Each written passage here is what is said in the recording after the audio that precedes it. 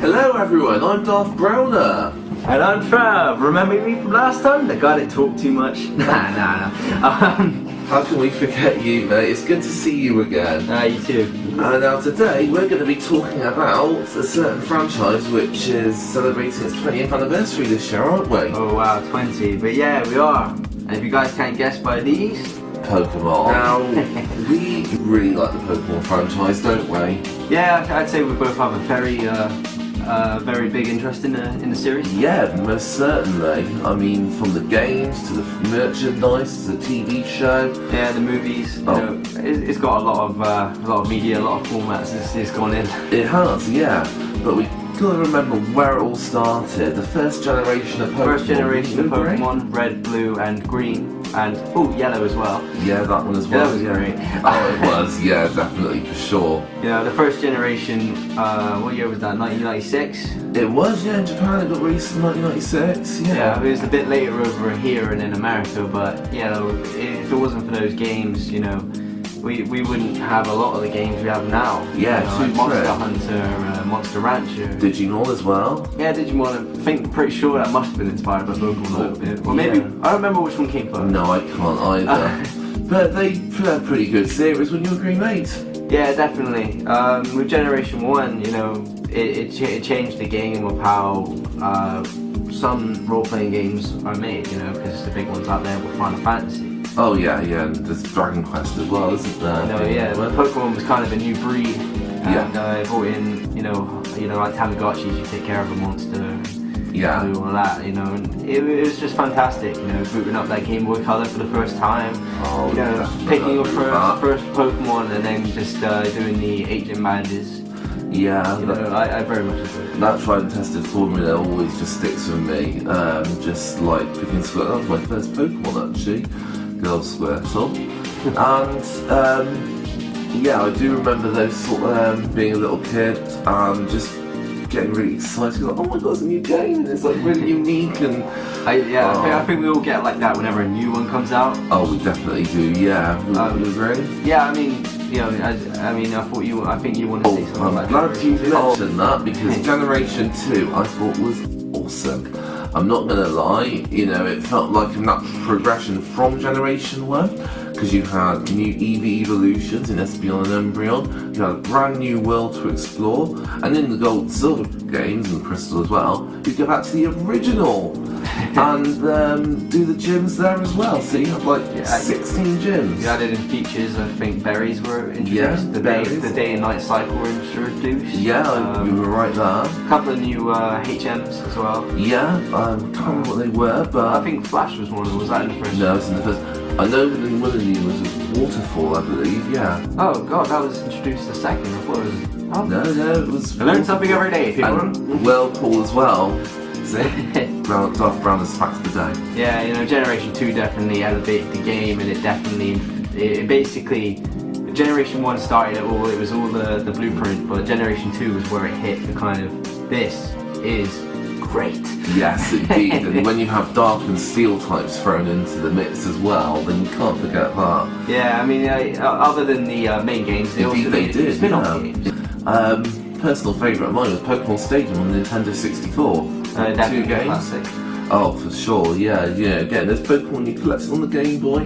Seeing it full-blown 3D was just epic. Those gimmicks, man. Nintendo are very known for their gimmicks. Look at the Nintendo Switch. Oh, indeed we have, yeah. And we got the mini games as well. Yeah, the mini games are great. And the second game as well, Pokemon Stadium 2, that was again a really great one. It integrated the second generation better than the first game did, definitely. I definitely got quite excited seeing my beloved Kingdra in full-blown 3 dimensions. If you're in the second Pokemon Stadium, that will go for a lot online, so you know, go dig it out and you get a bit of moolah, you know. Oh, definitely ka-ching! And the various other spin-offs as well. There was one spin-off. Pokemon Snap, which is one of my favourites. You know, you take pictures instead of actually capturing. It's a really cool little game. Check it out. It's a underrated gem, I think, on the N64. Yeah, pretty amazing. You know, you have the newer ones as well, like Pokemon Dungeon. You got Pokemon. What's the one with the hunters? Oh, Pokemon Rangers. Yeah, they were on the DS, I believe. Yeah. Yeah. Like, you've got a ton of spin-offs, and then you got like Pikachu typing typing adventure and things like that. My sister knows all about that. She loves that. Quite an obscure one as well, wasn't it? Quite cool, incorporating typing and Pokemon. And another thing I loved was about the whole series is the way that the games connect to the show, and in different ways. Like the characters are the same, but they're sort of like different universes, but they all take, whenever a new game comes out, there's a new show. Oh yeah. Based in a different region, at least most of the time. Yeah, mostly. Sun and Moon's coming out, they're basing the new one in the same place. It's just, I'm not such a fan of the new animation style personally. It could be okay. I sure as hell am. I mean, it's great to have a bit of a breath of fresh air. Good to have a bit of change mixed into it, I believe. But, some people like the stuff to remain, which is fair enough. I like the stuff to change up now and again. And I think it's going to look pretty amazing. I have hopes for it, but I definitely, I'm still a bit about it. Yeah. But I was the same way when they originally changed the voice actors and some of the animators for the show, because 4Kids don't own it anymore. No, they don't, no. I'm still a bit off about the voices, but they're better than they used to be. Yeah, true. But talking of the TV show, we can't forget the original TV series with Team Rocket, who are still in it, and the original sidekicks of Brock and Misty. Oh, definitely. Yeah. This show was on properly when I was a kid, and that was the generation I grew up with, the originals, up to season 4 I think it was. I'll always remember just the childhood memories of going over to one of my best friends to watch it nearly every weekend, and we'd have sleepovers, all that other stuff. We're kids, we just had fun. We watched other things as well, but Pokemon was definitely something that we'd always put on. Fond memories I've got of that as well. When I went round to my mates, would be a case of, we've got Pokemon video, do you want to watch an episode of that all day?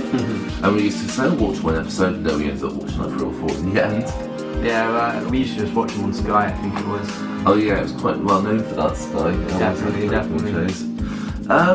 And of course we can't forget some of the favourite. Yeah, I think everyone that grew up with Pokemon has, or at least used to have, a favourite Pokemon. There's as you said, there's about 800ish now. You have a very long list of ones you could choose. Oh, there is, yeah.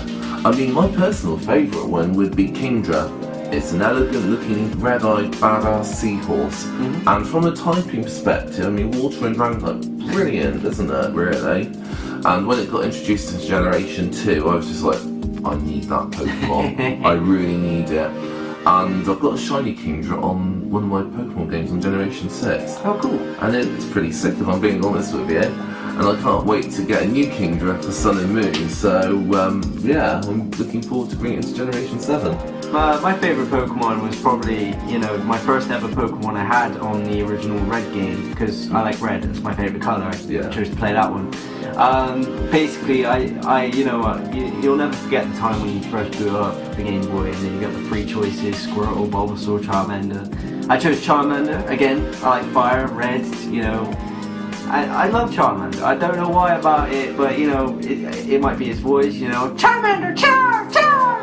But no, I think it's more just because he's a nice little salamander thing. Is that what he is? I think looks like it from where I'm standing. It's just a little fire lizard. Yeah, fire lizard. And he grows into this, it's not a dragon, but we all know Charizard is actually a dragon. They just don't want to tell us that. It's a badass, isn't it?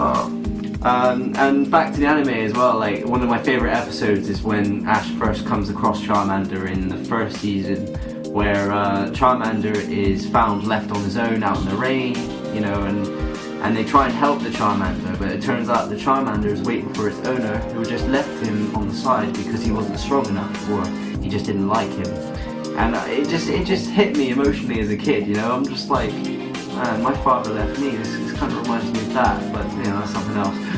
But it's a very good episode. I recommend checking it out. I don't know what it's called, but just search Charmander first appearance in Pokemon or something like that. It'll be easily findable, wouldn't it? Yeah, it just says a strong thing, because after Ash rescues him, he's still waiting for his trainer. He doesn't care about anything else. He'll run out and go find them even though he's dying. Because if their flames go out, they die. They do, yeah. And that trainer was such an ass anyway. It was good he ended up with Ash races. quite emotional. Yeah, you know, things worked out in the end. Yeah, he involves a kick-ass Pokemon who just like amazing with actually best ever Pokemon. We did, well, you did a little poll with people that watched your channel. Yeah, I did indeed, yeah. And I collated some comments from various people. Yeah, people just talking about their favourite Pokemon and things like that. Yeah, we've got a list we've prepared there, so... Preparation is key. Indeed it is, yes. And I'm going to start the Pokeball rolling with my good friend Clamojo, who produced these amazing Pokeballs. Let's take a look. And she says that she loves Vaporeon because it's so cute, which I totally get because Vaporeon is a cute Pokemon and one of my favourite evolutions. She also really likes Palkia because of how amazing it looks and because of the typing of being Water and Dragon, and Palkia being a Diamond and Pearl legendary and pretty badass looking, wouldn't you agree?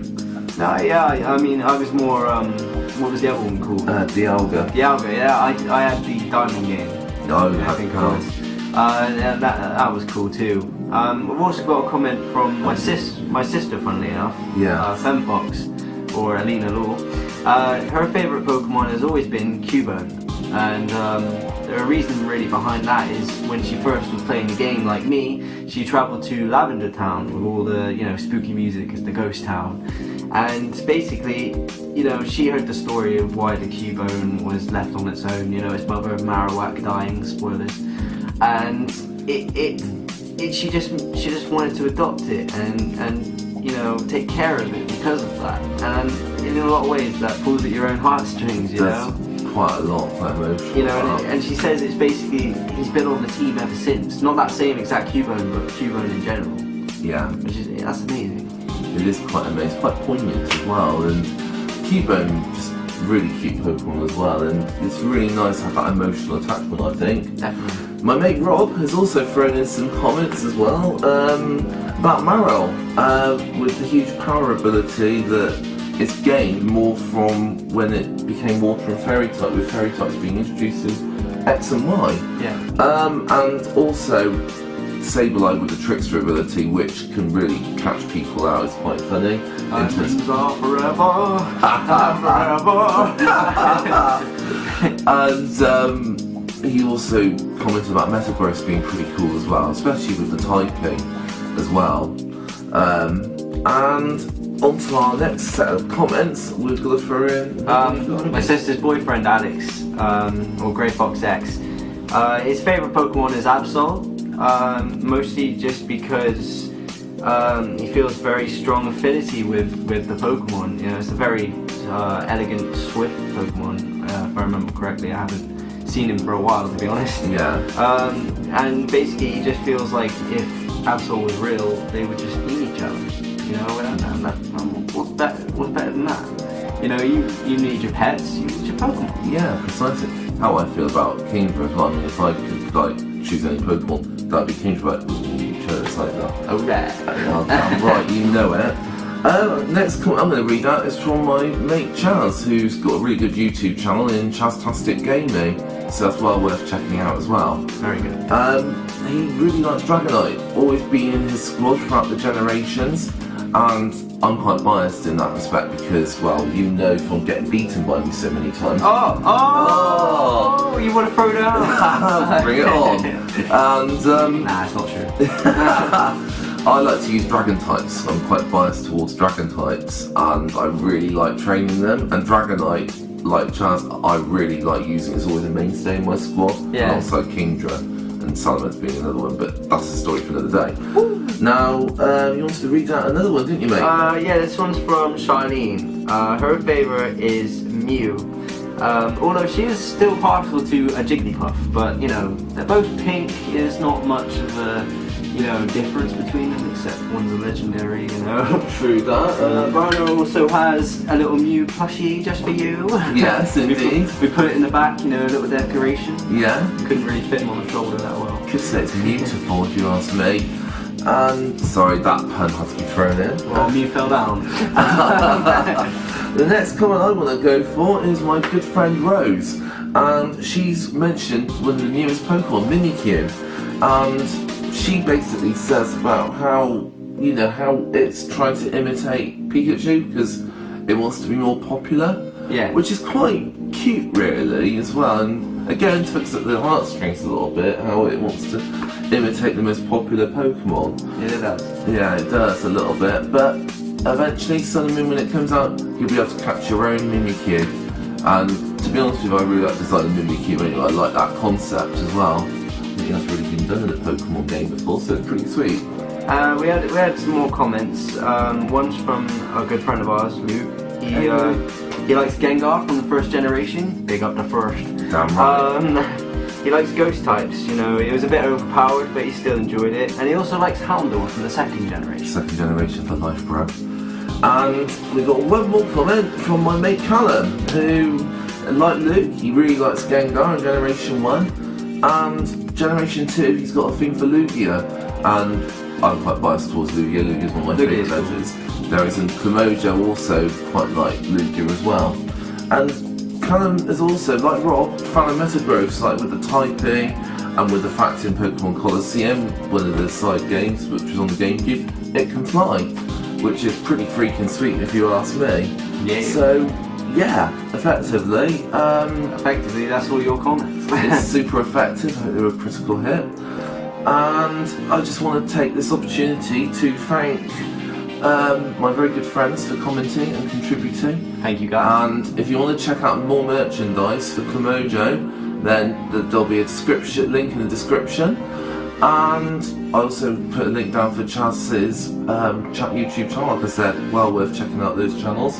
And I just want to say thank you very much to my good friend Trav thank you for joining me. Thank you for having me. You're very welcome. Yeah, you guys might have a link to my YouTube channel, Killerman095. You might have a link to my music channel, currently Sinister Malice.